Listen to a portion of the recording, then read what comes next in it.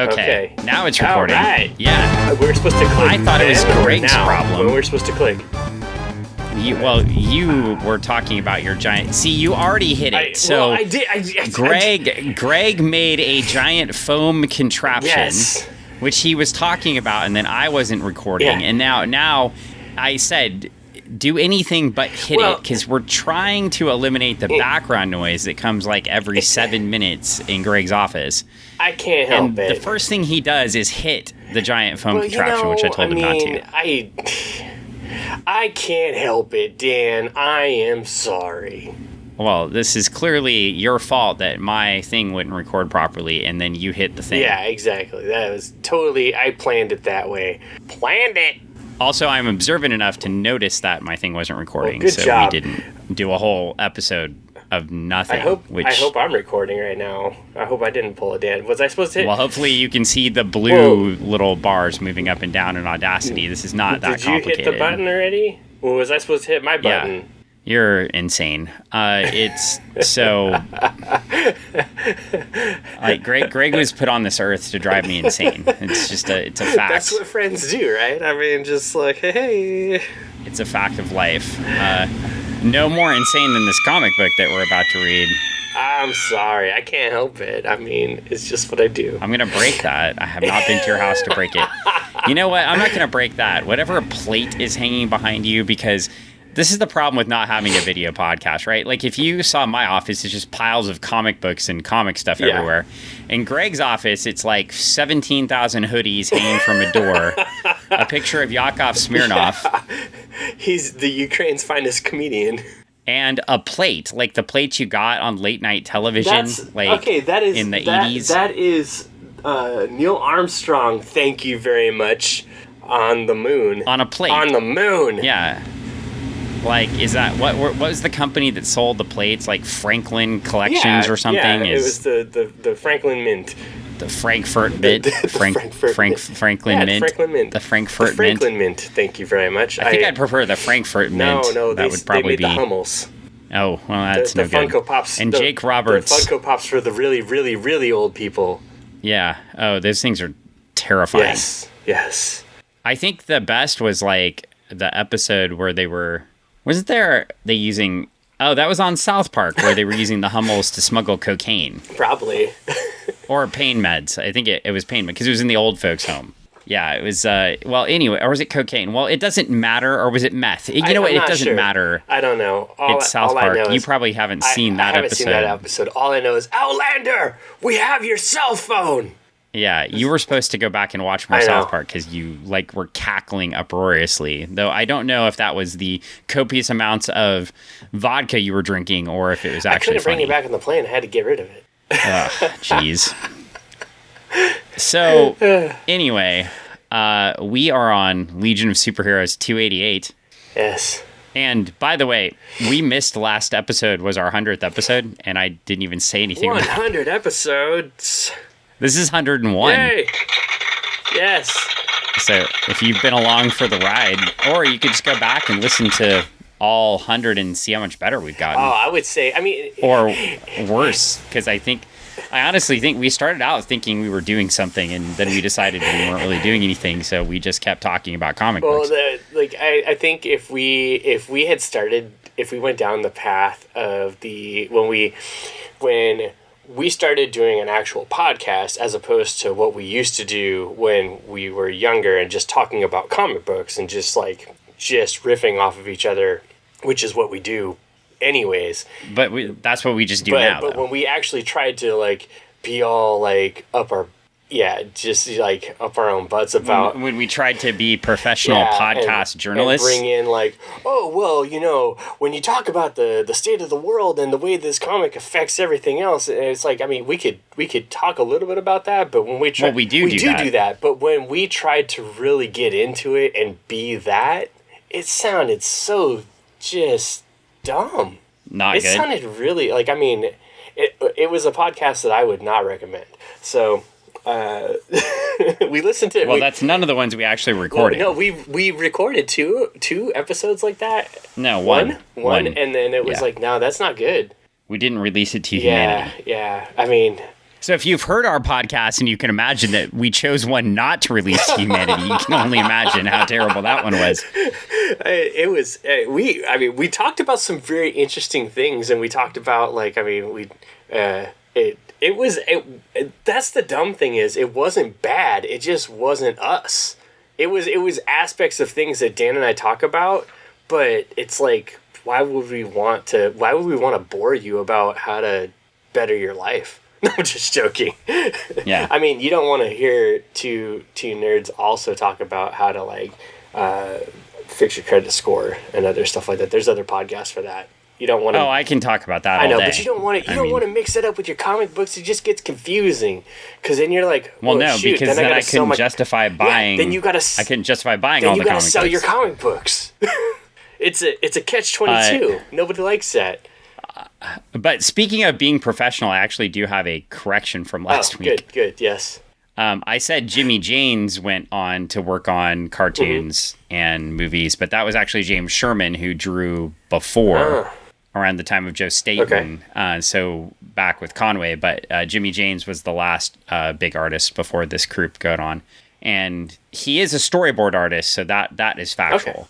Okay. So I guess he did do some cartoons, probably. Actually, I'm seeing. No, I was right. I was right. Never mind. I was right with both of them. So you're correcting your James Sherman just did more movies. So now I'm correcting my correction. Yeah. So, well, let's go back. Well, I really thought I got it confused because I was referencing my book, The Legion of Superheroes Companion by Two Morrows Publishing, which is out of print and very difficult to obtain.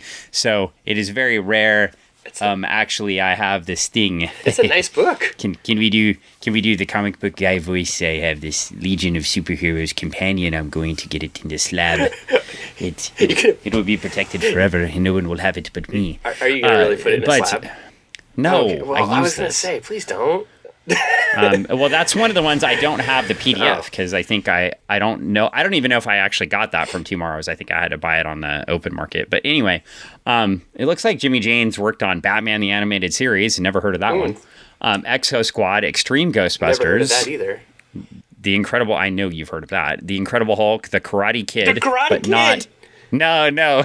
See, now if you will. By the way, since we're getting into this book about Karate Kid and Princess Projectra, but hold on, RoboCop, Alpha Commando, Spider-Man the Animated Series, Swamp Thing, and X-Men the Animated Series.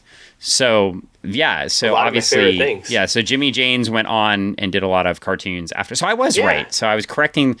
So now I'm correcting the correction. It was correction of the correction. Wow, that's some self-reflection. Now you're full of perfection. Do you see his reflection? Karate Kid, the movie. Oh yeah. If you watch the first one, in the credits, it says, used by permission of DC Comics. Oh, well. Because there already was a Karate Kid. Da, da, da.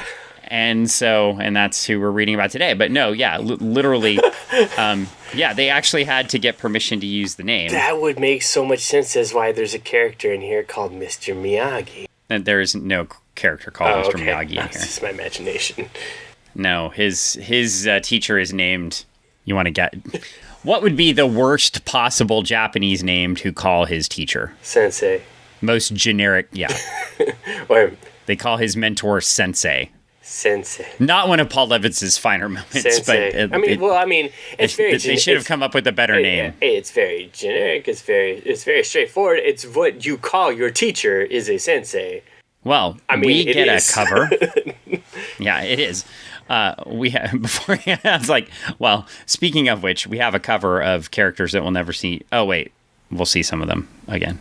But we have a cover full of Legion characters. But we have the Pharoxx. This was our guy that trapped them. Yeah. Yeah. He's looking Pharoxx, who will be seen over and over again. Yeah. Yeah. He looks so. He looks like I will say this: if you're listening and you don't know what we're talking about, he looks like if you watch Tron and you see when Tron gets all the way down, riding all the light all the way down, and he sees like the master computer and it's like spinning around. That's what it looks like. Yeah, I love this cover. So I shouldn't say I love this cover. I like this cover. I think that Giffen it's Raphael Tangel is the inker on this one. And we still have Patterson inking him, so we're not quite to Maldstadt taking over. But I like this because he tries to do a fire effect, and so you can see it's like heating and warping the logo. Do you see that? How it's coming out of his eyes? Yeah. It's like, ooh, and then it's different colors. It's like Projectra doesn't have an arm, which is weird, or a hand. Yeah. But what I think the characters are distorted because you're also looking at it as if you were looking through the heat. Yeah. That makes sense. Distortion. Yeah. So I think I love it. I love half of the cover. I'm going to say that I love most of the cover. I really like the Pharoxx and the logo manipulation on it. The characters, I see what he's trying to do, but it also, in some ways, looks like he just gave up drawing the characters. You're like, it gave up. I don't know. What do you think? I mean, it looks like I can see what he's trying to do, but, picking this up off the stand. Well, also, though, my eyes are immediately drawn to the big fiery figure, so that's probably what he was going for. Your eyes aren't drawn to the Legion. No, it's right to the middle, to that man of fire. The mouth and the eyes. Yeah. It's really just, it's a lot. It's Legion of Superheroes 288. It is a lot because it's Giffen line art in the background, and it is insane. How would you like to be a Giffen inker? Oh, I would not. It's a lot of, it is a lot of work looking. I mean, it looks like a lot of stuff to have to just, there's so much detail to pull out. And there's no fixing once you mess it up. Yeah, well, let's flip to the front page. Page 1. Yeah. Do you know how I know it's page 1? Because it's lettered with a 1. That's amazing. Yeah. That's like, what an idea. Oh, I mean, I applause to Bruce Patterson for inking and lettering that 1 there for you. Good job, Bruce. You act like numbering pages is so difficult. Hey, I mean, some people can afford it, some people can't. I'm just joking. Well, we get the Legion of Superheroes. It's a choice. We get the Legion of Superheroes, the Legionnaires, made for burning. Yeah. By Paul Levitz, writer. Keith Giffen, penciler. Not quite co-plotting. He doesn't have the co-plotting credits yet. Right. But we're getting there. Bruce Patterson, inker, letterer.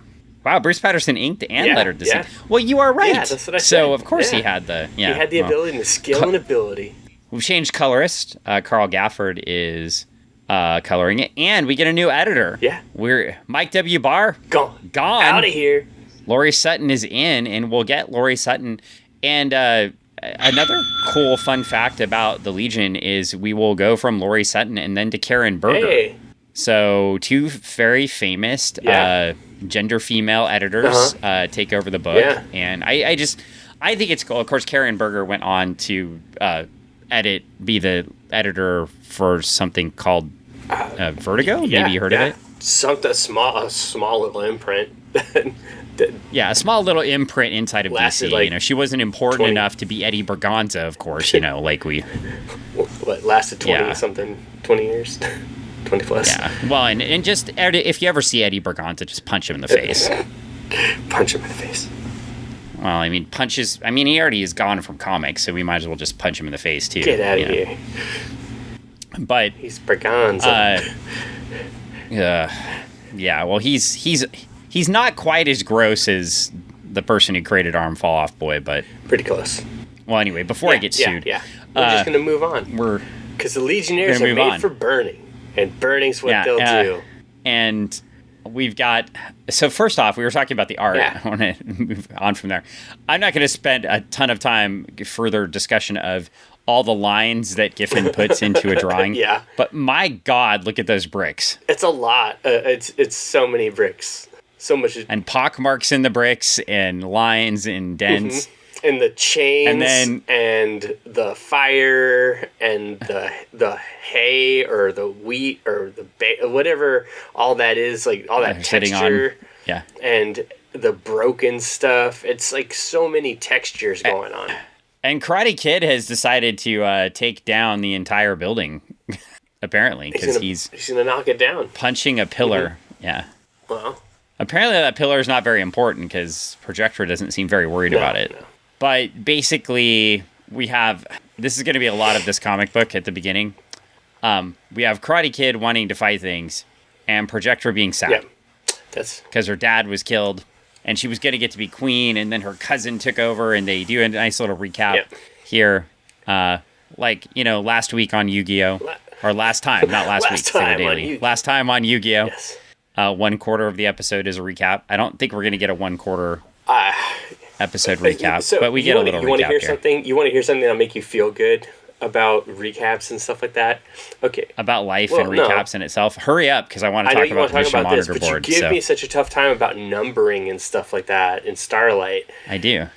Starlight was every issue was a quarter recap of the last issue that you read before I got a chance to rewrite everything with Travis. Oh, thank God. So thank you. You're welcome. So every issue that Travis had previously done. Travis Webb. Yeah, so, and that's one of the things every time we talk, he's like, thank you so much for talking me out of this, because every issue flows so much better as opposed to starting off with a... Oh, so that means issue 7 would have been a recap of all the terrible, horrible things you did in issue 6. Yeah. No, 5. I see. It would have recapped 1 through 6. 6 is a great issue. You haven't even read it yet. Oh, that's right. I mean 5. 6 I'm getting. Yeah. Well, if I was truly treated like a member of the comic books media, I would already have a copy of issue 6. Well, I'm sorry. I am so sorry. An issue I paid for. Well, you will soon enough. It's just got lettered. It's not even done. I mean, it's getting. Well, anyway. Yes, anyway, moving on to the comic we're reading. Moving on to the comic book we're actually reading when I can actually touch and talk about. Because I can actually get access to it and share my access with my friends. Yes. How many year old comic book? Yeah, this one is old enough to vote. It's older. It's definitely it's 40. It's 41 years old. Run for president. Yeah. Well, anyway, we get very angry. Pharoxx comes in. Well, no, guards come in. Karate Kid's been waiting to beat people up, and he does. And then Pharoxx comes in with his big fire eyes. It's time to die. And we get some amazing dialogue. I don't know if this is Levitz at his best, but we get... Projectra says, "You treat your subject as though they were animals, Pharoxx, but it is you who is truly a beast." And he says, "Tut, tut, dear Projectra. I would reply to you in kind." I mean, how would medieval future planet people talk? I'm not really sure. I think they would probably talk like they were medieval-ish, but maybe, have that, kind of modern tones to their dialect, Yeah, maybe, I guess. I don't know. Do you think they use interlac like the rest of the galaxy, or... Maybe. Do you think they use Orandian? Probably Orandian. I don't know. It doesn't indicate that, but... Well, anyway, I think more importantly, we get... He's Kundish. We get something important. We have Lightning Lad pontificating here. But in ways that Giffen and Levitz introduce concepts, and I think this was a Giffen thing here. I'm pretty sure it was a Giffen thing. I'd have to verify that for sure. Paul Levitz may say to the contrary. He may say it was a both of them thing. But we get a line here that says, it's taking too long. Something must have delayed them. Or could there be a failure in the new holographic monitor system? So you've heard them talking about the mission monitor board before. Right. And this is a super cool thing that Giffen and Levitz got in here to help the readers understand how the teams were broken up among the stories. And so I think because it showed what missions each group was on, and you can see the symbols here. So we've got, see the little interlac M with the, it's kind of, well, it's not an interlac M. I don't know about the Mon-El symbol. I think it changes, but it's Mon-El, right? See, M-L? Yeah. It's M-E-L. And then so there's two more big symbols there. Are three. So in the last panel, there's three symbols. Do you know what they are? Who they are? Let's see. The last panel, and you got like a star. The very last. Oh no. Wait. Oh, the last one on the. So you got on the 4. Monel. You got a like a. It looks like a Thunderbird, but I'm gonna assume that is. Do you remember who has that on their chest? It does look like a Thunderbird, but it's. I think I talked about that symbol before, about how co-opting Native American symbols. Is that Timberwolf? No, it's not a Timberwolf. Okay, well, it's Ultra Boy. Okay, and then I'm assuming because he says Dream Girl, but it makes sense that it's a thought bubble would be Dream Girl. Okay. Yeah, and it's Dream Girl. So, and then the last one is Shadow Last, which I wouldn't have expected you to get. Couldn't. And that's fine. But you could probably figure it out because it's with Monel. So that makes sense. Because we knew they were hanging out.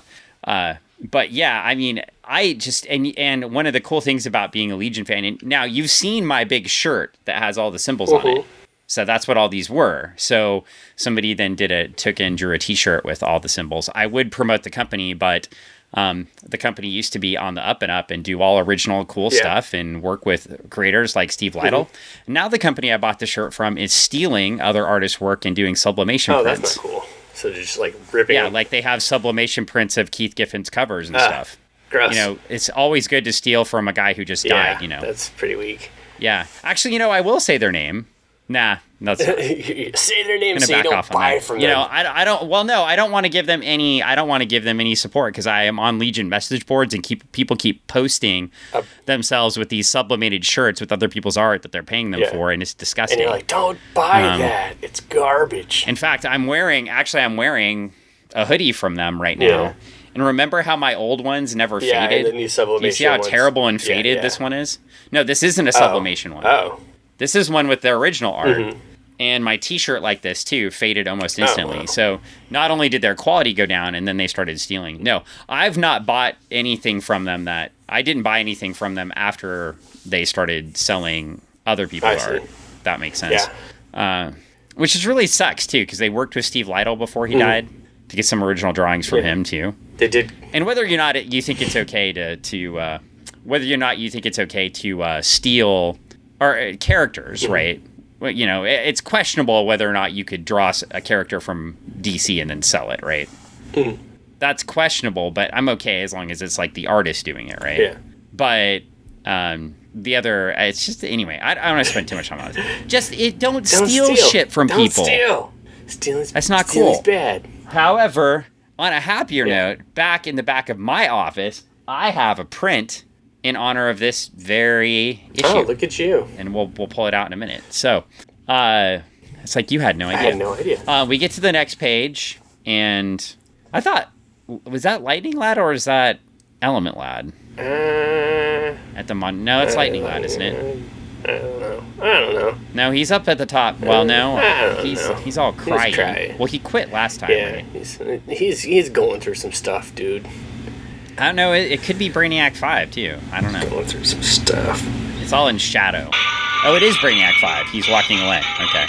Going through some things. So Brainiac 5 went to look at the monitor board. That's classic Brainiac 5, actually. He went and looked at the monitor board, made sure all his friends weren't going to die, and then went back to his lab to work on stuff. Okay. So he's like, they don't need me. Well, and he goes to a meeting. Yeah. But yeah, he's all he's thinking about is, okay, they're not going to die. They don't need my thought powers. They don't need me to be super smart. So all is good. We're going to make sure it's fine. It's fine. Well, anyway, now Element Lad finally getting to be the leader is running a meeting. And of course, you know, as you've learned about the Legion of Superheroes, pretty much 1/3 of the comic book is going to be meetings. Yeah, it's just like a work day. Yeah, I mean, it is a big organization. Yeah. It's just like meetings. Oh, hey, cool thing to do. And then, you know. I wonder if for tax purposes they had to hold this many meetings. Probably. Kind of like they can't, tax purposes, keep them from having too many members. Right, yeah. Well, it makes sense, right? You have to hold meetings so that you are utilizing the facility for the meetings as opposed to just having a facility so that you can say that you have this facility.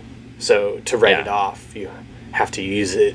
I also love how like Starboy Just, often like, work. being. Yeah. It seems to be Starboy a lot, and at this time it's Starboy and Phantom Girl who have jabbed at each other in other issues. But I was laughing because the meeting's happening, they're all talking, blah blah blah blah blah blah blah blah. But it's like, oh no, it's my fault that Chameleon Boy took off, and it's not your fault, and it's this, and oh no. Well, of course they're referring to Chameleon Boy taking off in the last issue with Shrinking Violet and Timberwolf, and then who is it? Colossal Boy, Saturn Girl, and a couple other folks went off to rescue them in his mom's his President Mom's spaceship. President Mom. Yeah. That could be a sitcom, right? Colossal Boy and his President Mom. Yeah, or just Colossal Boy and his President Mom, or just President Mom, and then you find out it's President Mom, and it's a whole entire like story, like a whole thing following President Mom, and then the reveal at the end of the season, end of first season, is her son is a superhero. Colossal Boy. And then it's like, hey, Mom. And it's like, hey, Mom, I'm back. And she's like, oh, it's so good to see you. And he's like, oh, hold on. I got a phone. I got a call. I got to go. See you later. And he's like, blah, blah, blah, blah, blah. And he just jumps and like flies away. And the roof comes off the house. Because he's like, oh, I'm so clumsy. Or she's like, oh, he's so clumsy. Har har. Okay. Well, we get a little. Okay, so Would you I hit the hit foam? the foam again. I got so excited. I was like, DC, call me. Let's do this. I don't think they're going to call you. They for might. This one. I don't know. Well, we get our har har moment because, and we get our everyday. Like, you know what? I've been working up this panel here with Starboy with his hand on his head. Unfortunately, we still have the cut-in Starboy uniform showing his chest, which. That's going to go away soon, so we'll get the full Starfield whole body suit very soon with Giffen, which is... We've already got it mostly, but yeah, it's... But anyway, Starboy just says, listen, you're all going nuts. Let's stop talking and do something. Ooh. Like, is that not your whole day at work? Like, yeah. That was... And then... today, yes. Excuse me. I'm leaving? Why? Because I'm leaving. I'll see you all tomorrow. I thought you wanted to talk. Well, and there's Phantom Girl in the background. She's like, Starboy's right for a change. And so we get... Well, anyway, what we find out is they want to move quickly. Even Block wants to move quickly. Let's go! Okay, here. Even Block wants to move quickly. Block, I'm ready to rock. Yeah, and that's so when Block wants to move quickly, you know, it's a long meeting. I'm ready to rock. Well, we get on to the next page, and then we're back to another sub-story. Oh, yeah. We get more on the missing Legionnaires later. We find out that we had the 4 mission monitor board status Legionnaires, and we've got Dream Girl, Ultra Boy, Mon-El, and Shadowlass. And that's what... Oh, Shadowlass's symbol is her tiara. Aha, that makes sense. Yeah, yeah. Imagine if everybody had... Well, it sort of makes sense, except her symbol's going to change on the mission monitor board in about 12 issues, so... Yeah. Not that I know that or anything. I feel like I have insider information. It feels like you do. It feels like you know a thing or two about a thing or two. Did they, seriously hide their... Did they camouflage it? They did. They camouflaged their ship. Yeah, they're on a... They're clearly on Orlando, because they're looking at castles and stuff, and it's... basically, I feel like... Do you think they just took the scene from Star Trek 4, right? Right from here, where they hide the ship? Boop, boop. And apparently, they decide to... Now, I would just like to point out, right? Like, so Ultra Boy... You know how Ultra Boy got into Legion, right? No, please tell me. Well, he got into Legion by trying out. Oh, okay. I don't even know if he tried out. I don't... But he's really anyway, good. Sorry. He got into... Well, no, he had to go back in time to a quest. He had to go find and identify... Part of his tryout was going back and finding out who Superboy was. So he had to go back and figure out who Clark Kent was. Anyway, long story, different pod...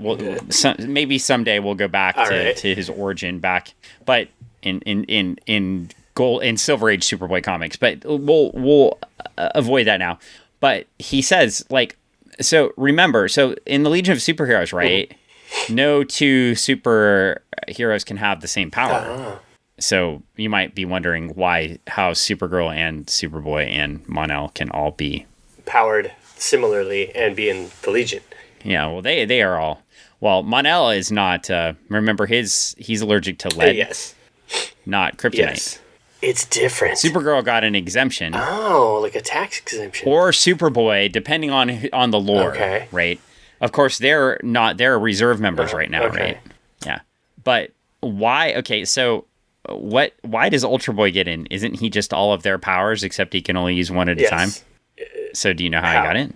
Well, his Pentravision can see through lead. Oh, shut up. Yeah. And Mon-El can't because he's allergic to it. Right. Oh my goodness. Well, no, not allergic to it, but X-ray vision can't go through lead. Remember, Superman can't see through lead either. Wow. So he has one power, and he even notes it right there. See, that's why I love Levitz's dialogue sometimes, because you get these so subtle nods to Legion fandom and the APA mags, and he's like, "My Penetravision sees what your X-ray vision does." Pal. Oh, it should be doesn't. Yeah. I feel like it's a misedit. Yeah. Well, look at it. I was just bragging on the dialogue, and then it's messed up anyway. It's like wonky. Okay, got it. Well, anyway, cool. He's saying it sees what they does because they see that Karate Kid and Projectra are like about to be burned on a pyre, so it doesn't look good. Nintendo. They should get taken out pretty easily by this Pharoxx guy. Yeah. Well, he's got Haga.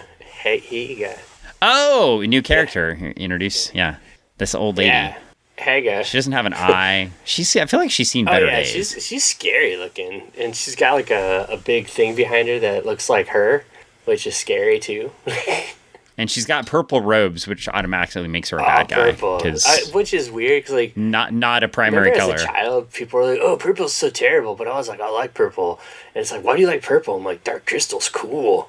That's true. Well, you kind of get a dark crystal vibe right here. Oh, yeah. She looks like girlfriends. Like she's going to eat some children. Well, apparently, we start to find out who's in charge of this whole shindig, because she's like, the old king was weak. Pharoxx's daughter would have been even weaker. Oh, no. Yeah, and she's like, I knew that the day she left my side. Wah, ha, ha. She should twirl her mustache. Oh, my gosh. Maybe she has one. And what we find out is we've got Donald Trump right here. Oh, my. And Haga, Okay. Not fair. It just never goes away. So we've got the isolationist old woman who wanted nothing to come for a world, and we've got Projectra over there going, you don't dream big, you have closed minds. It's, it's like these political battles. Yeah. Go back to Orlando. Back to Orlando. Go back to South Florida. Yeah. It's kind of like these things just never go. These themes never leave, right? Yeah, they're always there. It's a theme that's been there for centuries. But this is a unique time in history that is like no other ever. You say that like it's true, but it's not. I'm sorry to break it to you. I say it like sarcasm. I know. Yeah. I know. I cannot stand it when commentators say things like that. It's a unique time in history like no other. We're facing adversities we've never faced before. Well, actually. Oh, God. Actually. Many people have more rights than they've ever had in the history of the world. These are unprecedented times. No, these. And we always have some jackass trying to take the rights away. It's like, those guys don't get rights. I watched a piece on Clarence Thomas last week on The Daily Show. Yes. Or no, it was on The Daily Show. It was on John Oliver. When you offered him like $1 million? Yeah, it was. Yeah. I mean, it was summarizing all the bribes that Clarence Thomas has got over the years, and then, gifts. GIFs? GIFs or GIFs? No, not GIFs. GIFs. Yeah, like GIFTS. Okay. Not GIFs, and not peanut butter. Not GIFs. GIFs? GIF. Well, anyway, how do you pronounce this? Let's not go down that rabbit hole. Yes. But yeah, I guess John Oliver offered him $1 million to step down from the court. $1 million a year. And an RV. An RV. Yeah, and a motorhome, a motor coach. That's not bad. I mean, you could do a lot in a motor coach. Comfortable. Yeah, I just feel like, these folks trying to hold others down and maintain power, like this Haga lady, we have them now, but it's been consistent throughout, history that there are always people like this somewhere, and graft and corruption exist. And but that's why in the future we have the Legion of Superheroes to fight against it, right? And hopefully they can win. And of course, you know, the Legion of Superheroes are not allowed to kill people. You can get kicked out if you kill someone. Yes. Unless you're Starboy and you killed somebody in self-defense. But you did get kicked out for that. But then you got let back in there. Well, we should find out what happens. He killed Ken's new horror, by the way. Not his old one? No. But after Ken's new horror killed Jan Barth. I know well, anyway. Can you tell that Starboy's origin story was my very first Legion issue or anything? Sounds like it. Okay, so of course you can't murder, so these guys in armor come running at them, and Ultra Boy freezes them. Yeah, like they can't move. They're stuck. Yeah, well, actually, first he heats them up and then he freezes them. How does melting someone's armor on them not kill them? Oh, I mean. That's a good question. Couldn't tell. Well, because he did it really quick. He melted it so the joints of their armor got really superheated, and then he froze it so it got really cold, so it didn't hurt them much. I mean, it results in a really cool looking. Yeah, they're stuck. Still drawing. They stuck. Also, just like with the Giffen touches, right? Like when you get the front view of Ultra Boy using his power, and it distorts like the view. Yeah. I think the coloring there is really cool too. It's pretty neat. And then we get Dream Girl, of course, anticipating everyone's move and flying in to rescue folks because, you know, she sees the future. She sees that future. Well, and obviously every time she sees the future, it comes true, so. Oh, Lordy. Or a portion of it does. Or none of it does. Anyway, we get another page, and it's a pretty cool looking page. We've got the ships all flying off to go hunt for the missing folks, and Dawnstar is like, "I'm gonna find him" because she's a tracker. So, she's gonna find him. But she's like, even though there's no trace or pattern, I'll find it. Which, well, that's her due. Yeah. She's space tracking. Yeah, space tracking. Now we have Lightning Lad back looking at the mission monitor board, and see how it's cool? We've got like each ship that went out, and we have who went. I see. Right, so you can see Sunboy went with Block. Yeah. Sunboy went with Block. $sign went with Christmas tree. $sign went with Christmas tree. Pi symbol went with stop sign. That's Phantom Girl. See, Phantom Girl. With Starboy. Dogface went with lightning bolts. And Dawnstar and so Dogface and oh my gosh, okay, you're killing me. And then they're all hanging out inside the treehouse. Like you're ruining like my favorite part. Anyway, okay, so don't ask me questions you don't want the answers to. Well, we flipped the page after Greg has interpreted that Gnort is now hunting down the Lost Legionnaires. Yes, Gnort, Dogface, the best of them all. My favorite lantern. It's a damn good thing Green Lanterns are banned from Earth. We found that out in the 30th century because banned from Orlando. Well, it turns out the rescue attempt didn't go so well because giant spider. Now everybody is being fired. Yeah, everybody's tied to the giant spider of death. Oh my gosh! But we're gonna solve this problem because Dream Girl says, I wonder if magic works the same everywhere. This fire doesn't feel hot, but it's burning the surroundings. I think my sister uses the same spell. Oh. And her sister is the White Witch of Nalter. So now, Nalter, as you'll recall, is the dream planet that was Dream Girl had in the backup story. That's her home. Yeah. Do you know it?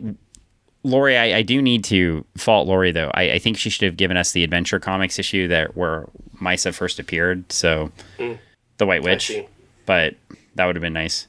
But we didn't get that. But she didn't. But that's okay. Time to get Haga. Yeah, I will say that.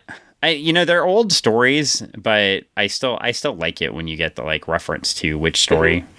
Which story? It's a witch story about we're finding out which story has the witch story in it. Get it? Well, anyway, we're establishing for some reason. Yes. Like a Legion election is coming up. We you know how we keep trying to establish Dream Girl as the smart one that solves problems so subtly. Remember how subtle it was before in the and last issue when she was just solving Yeah, problems? and this one, it's like on top. It's like hitting you on the head with a mallet. I'm going to figure this one out. And you know how? Because I know how she's doing it. Yeah. And, well, she uses her flight ring and she covers the sun and she starts yelling out stuff. I'm a wizard! And she scares all the people. Yeah. And they tell Haga to kill her. I'm a wizard, Haga! Sorry. And then as she gets up there and says she'll blot out the sun, Shadowlass blots out the sun, and of course they like all political simpletons, they freak out, trick them. Yeah. And then she yells, Alakazam! Yep. And then they're like, you can't use that spell! And they're like, oh, okay, this must be Projectra. So they shoot her and knock her out, and it's still the same, and but then they say, it's not Projectra, she's unconscious, nothing's changed, Haga, but the sun shall return when I have slain the girl. And Dream Girl's like, oh no. Yeah, I don't know.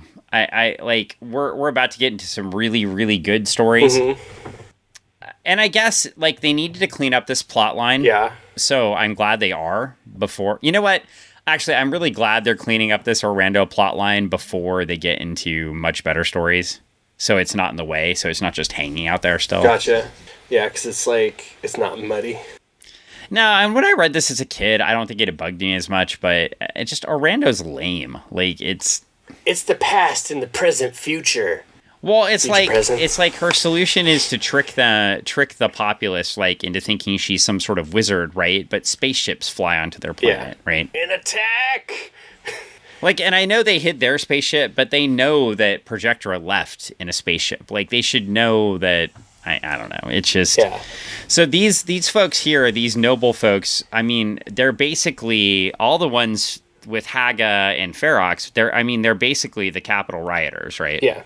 I mean, they're. Yeah, I was gonna say they should be educated enough to understand what's going on, but yet they're dumb enough to be fooled. Yeah, they should be. Yes, I think you went exactly what I was thinking about. They should be educated enough to understand what's going on and not be tricked by charlatans and wizards. Yet they are, and they're easily fooled. Yes, they're easily fooled and easily overwhelmed, quite frankly. They want their $399 shoes. Oh, my God. You're welcome. The best line about the Trump tennis shoes was, when you'll see them, you'll know which man when you see them in the airport, you know who on your group is on the no-fly list. Oh, well, you don't have to worry about them on the plane. Right. Or who will be dragged off the plane, you know. Oh. Yeah. Well, anyway, that joke went over amazingly well. How did they get a ticket? Who knows? Well, anyway, now we cut to a preview of our next story, and we've gotten the Legionnaires that were on the mission. So we see Saturn Girl, the Legionnaires that were on the mission, so Timberwolf, Chameleon Boy, and Shrinking Violet. And as we mentioned, we had Colossal Boy and Saturn Girl take off to go get them. And of course you'll see Saturn Girl in a new costume. New costume. Slash old she costume. Get a new costume while she was on the mission? Well, if you say conveniently, I love how I do appreciate Levitz constantly explaining things. I don't think he always needs to, but there's a lot of text, but he says, glad Brainiac had stowed some extra uniforms aboard. This is so much warmer than what was left of the old one. So making fun of her bikini costume. Yeah, I mean, Giffen almost immediately gets her out of the bikini costume and back into her classic. It's an upgraded version of her classic Silver Age costume. And it looks classy. It's good. I love this costume. I think it's much better than. I mean, how much I love Dave Cockrum.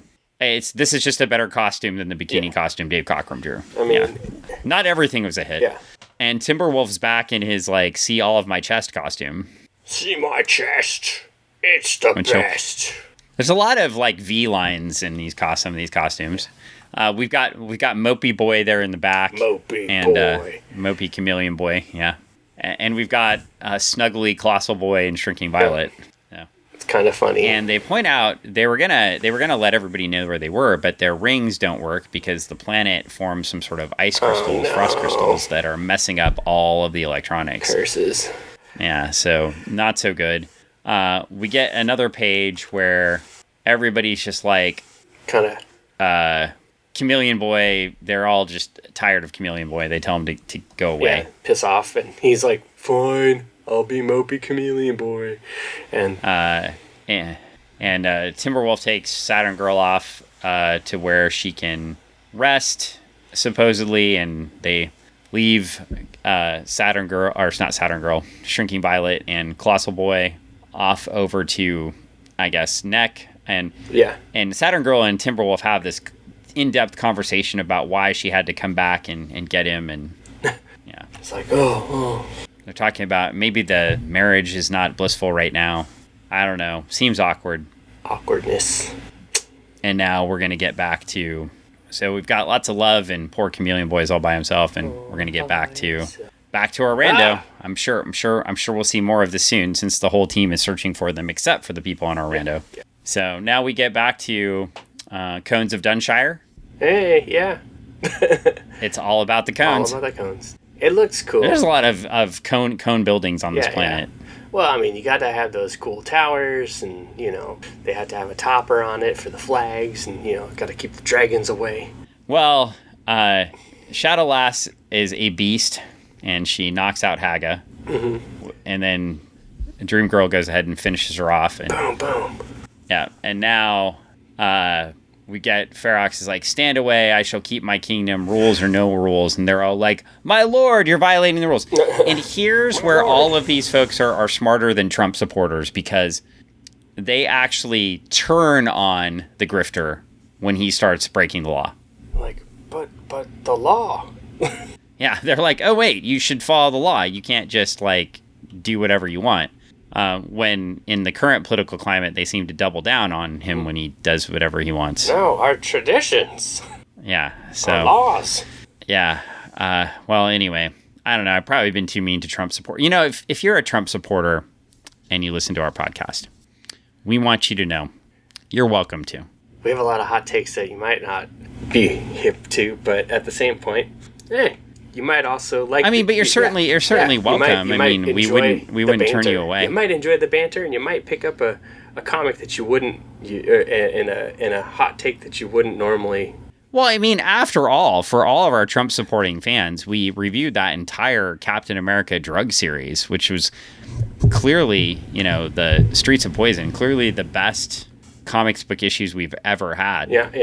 Yeah, and ever read. And I mean, I think, it's supportive of like the police and taking down drug dealers. And we go through the whole political spectrum here. Yeah. It's okay. Yeah. But clearly in the future, we're not about regression or, breaking the law. We're for the law, right? We're for people doing people things. Well, we're for the proper ascension of the monarchy, as we get to right here. So here, Queen Projectra, right? Like, we're for monarchy. Taking her place.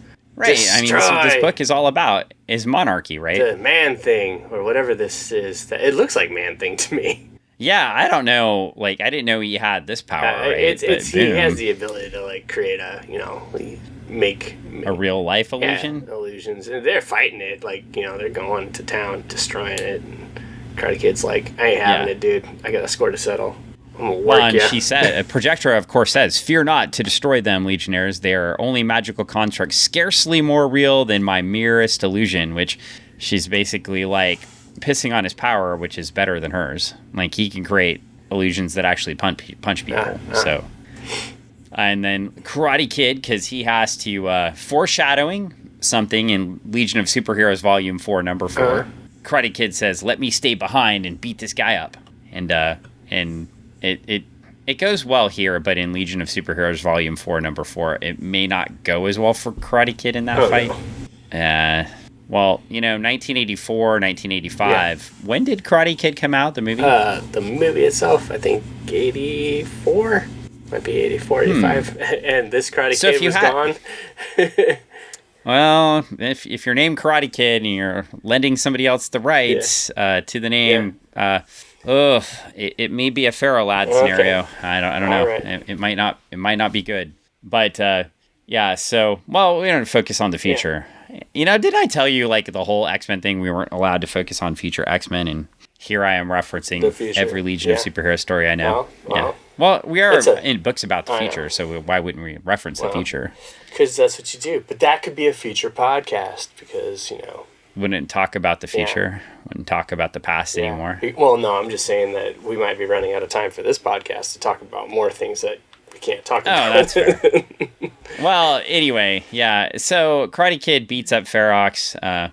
The crowd has now seen the light, and they all celebrate. All hail Queen Projectra, because like I said, this podcast is all about endorsing monarchy. We are not about democracy. We are not about whatever Trump is. We're all about the Queen. Fascism. We're not about fascism, but we are about the monarchy. Yeah, right. Because I mean, like, you know, she's taking her throne and becoming the Queen. And we get an epilogue, and Dream Girl is quite pissed to still be on this backwards planet with no bath or shower, and she's very unhappy. And Karate Kid comes out in his new costume, consort. Yeah, it's his consort robes. It's awesome. It's like, yeah, hey guys, I'm gonna stay here. But you want to stay here for the coronation? Then we get a big, giant, really cool looking picture of the coronation of Queen Projectra, and we get next issue, A Cold and Lonely Corner of Hell. Yeah. And I can't wait. And plus, Once Upon an Insanity. Whoa. That's awesome. Yeah. Well, and we're on to the letters page, and we've got one letter that's clearly out of touch with how we've been reading the books. From Chris Cade, 1500 Quail Circle, Roseville, California, 95678. How does it feel, Chris, for history to inevitably, through sales numbers and fandom alike, prove you completely wrong? He says, "Dear group, is it true? Has the Legion come back alive under the pencils of Pat Broderick?" Yes! My only regret is Paul Levitz wrote it. At least he did try a few new things. Oh, and my thanks to Bruce Patterson and Gene, too. Oh, boy. And they say, don't keep us in suspense. Chris, what were those new things you liked? Guess who's off the book already, and guess who will be on the book for 6 years. So, oops. Well... Yeah. And then we get Dear Mike, Paul, and Pat from Scott Katz of 1167 East 73rd Street, Brooklyn, New York, 11234. I'd like to welcome Paul Levitz back to Legion. In my opinion, he is the best writer the Legion has ever had. Paul seems to do all the right things with the series. I liked his invention of Weber's World back in Earth War series, and I like the idea of having a satellite hospital. One thing that I like about Paul's writing is that he constantly brings new things into the series. I feel like I've been saying this since we started this, but at the same time, he doesn't forget to use what was already there. The use of the mission monitor board and the mention of Tacron Geltas in this issue. Taking out Bouncing Boy into a Damsel was, I think, a bad move. I disagree. If you wanted to lessen the membership, why not throw out Dream Girl or Brainiac 5 or some other useless character? Damn. Cold. Damn, Scott Katz. One final comment. Let's have that Adult Legion update that we were promised last year. Perhaps it could be one of the annuals that newly promoted managing editor Jick Giordano, love that dude, is planning for release next year. Long live the Legion, but we are going to get an amazing story with an annual 2 podcasts from now. So we're on to 289 next issue, and then annual 1, or next issue, podcast, annual 1, the podcast after that.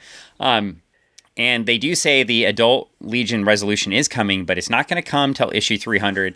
I'm going to tell you, issue 300 is one of my favorite single issue comic books ever made. And not just because it's a Legion book. Like, it is fantastic. And that's not even one of the ones I'm going to have you read. And I'm telling you, the next 2 are 2 of my favorite single issue books ever. Yeah. So we got a lot going on. Well, we've got to wrap this up because Greg has other responsibilities today. But we first have to say we are excited. We announced it last week, but we are now a part of Project Nerd University. Project Nerd. Is it Project Nerd?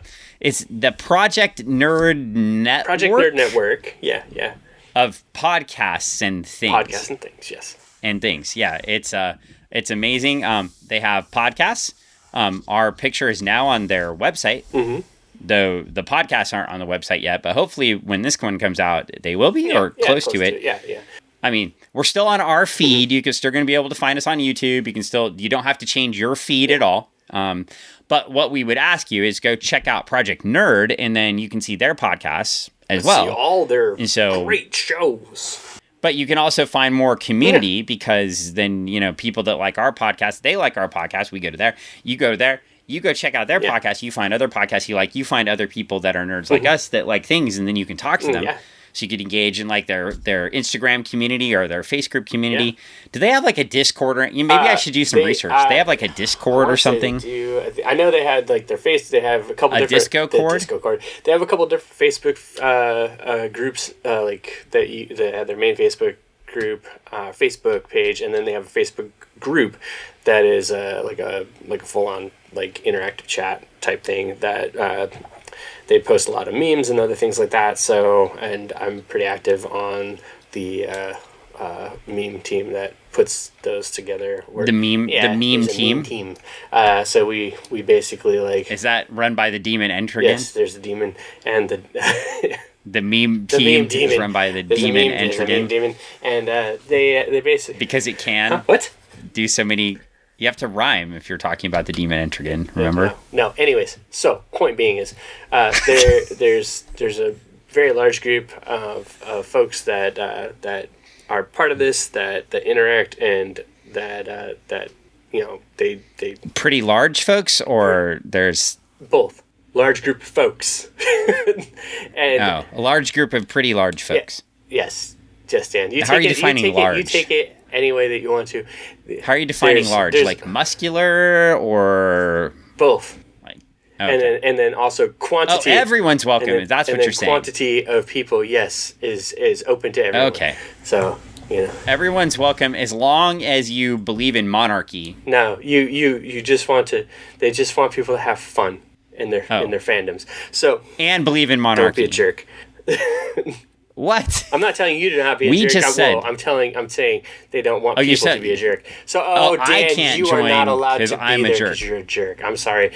Dan is no longer invited. I'll call you Key. Well, I mean, that's pretty normal. I can't review books ahead of time. I'm not part of the media. I'm not even invited to basic local tiny shows at comic book stores. I get it. Like, I mean, I'm blocked from a lot of things. You did it to yourself. The important thing is that Project Nerd is not blocked from you. That's right. And so you can be a part of Project Nerd. Yes. And of course, if you like Greg, and based off these podcasts, who wouldn't like Greg? I mean, he's clearly the likable one of the duo. Or you like Greg's ideas about the comics or the writing and plots and things like that. Why not pick up a copy of, which will be out. Oh my gosh! As you listen to this podcast, Absolute Zeros Camp Launchpad with Greg Smith, Michael Tanner, and Gabriel Gomez on art. I could tell you it's fantastic, but my copy actually won't come to me. I don't have it yet at time of recording because I'm not an esteemed member of the media and I don't get advanced copies to review. Oh, Dan, I'm so sorry. Yes, well, we don't... Yeah, you know, what would be great is I could be telling the listeners how great this book is, but right now I have no way to endorse it. Like, it's basically like the only way... Actually, that's not true. So, if, of course, you order a hardbound version of this book, you will get an MXPX CD. It will smell like vanilla cupcakes. It has cordyceps mushrooms inside of it, which will turn you into a zombie. And, in fact, if you buy this book, you will have a chance to win your own space camp adventure. None of these things are true. None of them. I don't understand why not. Like, none of them are true. They seem like. I mean, who wouldn't want an MXPX CD? Like, why wouldn't you want it to smell like vanilla cupcakes? Why wouldn't you want to give the readers an opportunity to become a zombie if they choose to? And finally, why wouldn't you partner with Little Brown Publishing to make sure people could have a chance at winning their own trip to space camp? Because we don't have the budget for that. But you don't have the budget, but your publisher should. I mean, remember those comic book? Remember the Phoenix on the cover, and it's like if owning this comic, you could win $1 million. That would be fantastic. But point being is, if you do buy the book and you do find me at a show or an event or a place, and I am there, I will sign it. If you have an MXPX CD, I will sign that too. I will. What if they come as a mushroom zombie? I will sign your mushroom zombie person. Whoa. No signing of the no signing mushrooms. No, okay. I will take a picture with you as a mushroom zombie. there we go. I can't. Space Camp. We can talk about it, and we can both commiserate on how we both want to go, but there's no way. There's no way, Dan, no way. Okay. Well, okay. I'm sorry. I mean, it's that's like that's saying the podcast is going to send everybody to Look, now hold up. Before you say anything about this podcast, anybody that listens to this podcast already knows where this podcast sends them to. Where's it send them to? We don't ever have to say it. Nope, they know. They know. Okay. You just listen and you know. We know where we send you to. Okay. Good to know. Yeah. Good to know. Yeah. All right. You never have to say it. Good to know. Well, hopefully, despite the fact that you can never deliver on the promises I make, you'll still get a copy of the book. There you go. Well, the good news is that we are done for now. But if you come back next week, you can hear us talk about A Cold, Lonely Day in Hell. Oh my gosh, that's like every day. Legion of Superheroes 289. Get reading. Okay. These are good books. We promise you. I better read it. You may, at least until you get to 290, you may be able to find them in dollar bins. Now, 290 through 294, a little bit harder to get. Yeah, because they're making a movie in my mind. I don't think they are. In my mind. Oh, I wish they were. Me too. That movie would be epic. I'm just going to start saying stuff, and I want to just Mother President. No, that's my gimmick. Oh, Mother President. Mommy President. Prez? No, Mommy President. Mommy President. President Mom. Get it right. President Mom. That's the idea that we have. President Mom. President Mom. President Mom. DC. Hit me up. President Mom. DC Comics. President Mom. President Mom. Wait, wasn't Mom the vice president? In Prez?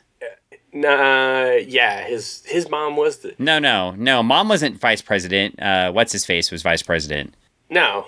The Native American fellow was vice president. No, it was the mom. Or he was Secretary of the Interior. Mom was the vice president. Was he? Was Mom the vice president? Yeah, no, but we need President Mom where the son is. Or was he Secretary of State? He's Secretary. Well, I don't. Now we got to read Prez again. These were many episodes ago. I don't remember Prez's entire. Now we're gonna have to read the new Prez. We'll have to Well, the new Prezes were interesting. She was cool. Whole new thing. I like those. Anyways, that's enough about that. Wow, just very dismissive. He's like, Dan, I have to go. I had to go. That's enough about Prez. I had to go 15 minutes ago. All right, that's fair. Well, Greg needs to leave, and so that means our podcast is over, much to the happiness of our one listener. But we will be back with you next week. So this is just one more amazing episode of Funny Book Forensics. I hope you enjoyed it. We did, and we will see you later, as long as you're not a zombie. Don't be a zombie. Mushroom. Bye. Bye. I gotta find the button.